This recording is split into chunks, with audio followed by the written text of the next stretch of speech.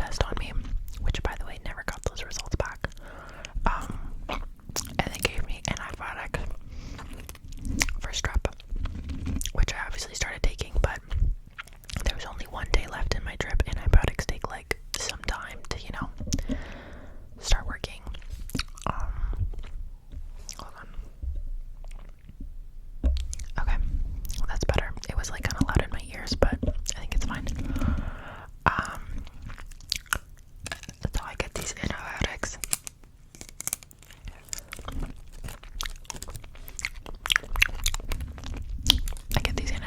And that's fine.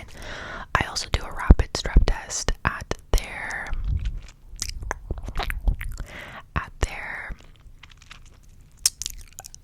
Shoppers Drug Mart.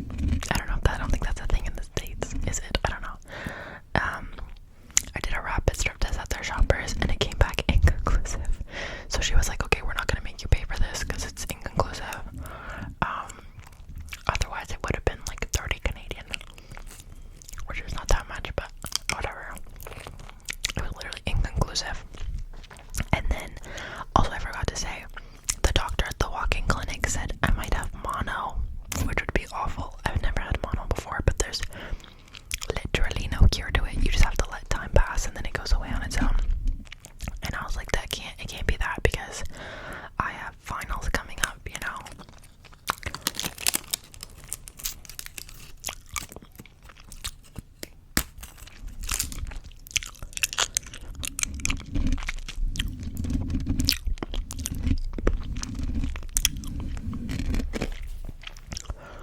Anyway, so I get on that plane the next day.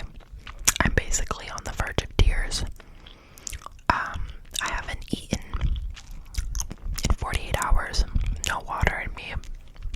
Like I obviously feel unwell, but that's because it's not because I'm sick, it's because my tonsils are so swollen that I can't feed myself. So I'm dehydrated and I'm malnourished and whatever. I get home, my flight lands at midnight, my dad picks me up. Oh my god, I actually cried when I got home because I was so happy to be home. I loved it in Vancouver, I loved seeing my friend, but those last few days being sick were so bad, so painful. The next morning I wake up at home and I'm like, I'm going to the ER, that's it. So my mom goes with me because at that point it had been 72 hours of not being able to eat. So I get to the ER. The total was once I walked in to once I left, it was 8 hours. Yeah, it was 8 hours, which makes sense because it wasn't something incredibly urgent, and low-key the time went by really quickly. So that's okay. I wasn't upset about it.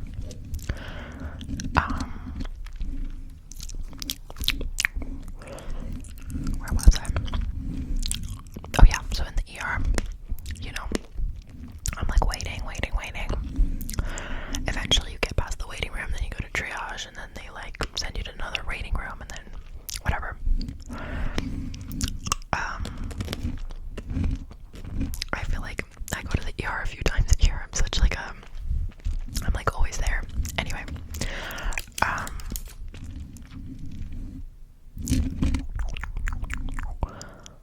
maybe not a few times, twice a year. Yeah, that sounds about accurate. What was I saying?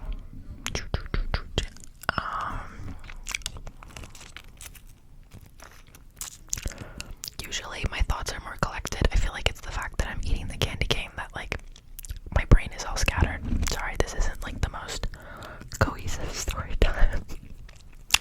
Although I hear my dad, he's on a work call right now. So if you hear him yelling, I'm sorry. He's not mad, he just talks loud. Okay. Oh yeah, they gave me this steroid pill to decrease the size of my tonsils, thank God, so that I'd be able to drink water. It took a while. It took a couple hours for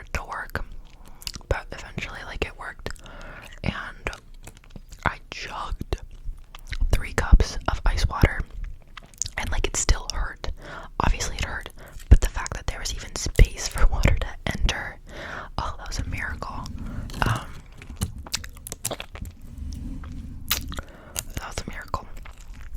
You know, some people can get this to be like super sharp, but I have no patience. I would just break it off.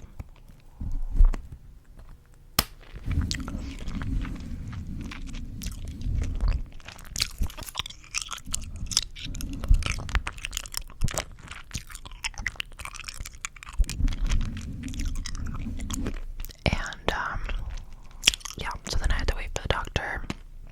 Then they came in, they did another strep test, which was negative, but it was negative because I was already on antibiotics for strep from Vancouver, so I don't know why they bothered with that. They did a monospot test, which I'm not a doctor, so like if you're interested, Google it yourself, but a monospot test is less accurate than, I believe it's called an EPV test, which is when they do blood work specifically to test for mono, which I ended up getting done a few days later. Came back negative, so no mono, guys. Good news. But also, all of my strep tests came back negative, even the one in Vancouver. So what did I have? I have no idea. They gave me an IV. Wait, stop. I need to show you this bruise from the IV. It's insane. What? Oh, sorry. What the hell is that? That's literally, am I gonna get demonetized for that? That's literally an IV bruise because the nurse missed a few times. I was like, girl, what are you doing?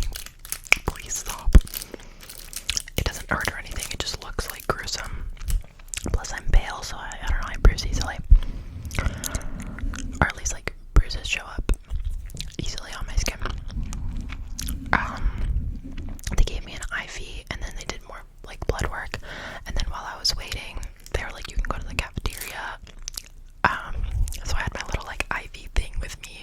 Me and my mom went to the cafeteria and I had my first meal in 72 hours, which was 2 yogurts. My prof just emailed the class and the first sentence sounded not so good. I'm worried. I'm gonna read that later. Yeah, it was 2 like little yogurt flavored yogurts. They're the, I don't know how to pronounce it, oikois, oik, you know, like they're blue Greek yogurts. And it was so good. Like, I think I'm gonna have a good memory of those yogurts for the rest of my life because like just the feeling of eating after so long and it not being painful was like magical. I don't mean to be dramatic, guys, like I'm totally fine. I'm just like telling you what happened. It was probably literally just strep.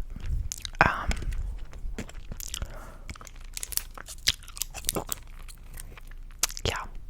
And then they sent me home with like more antibiotics that I never even filled that prescription for amoxicillin. Earlier I had penicillin. Today I just finished my penicillin, so it's been 10 days since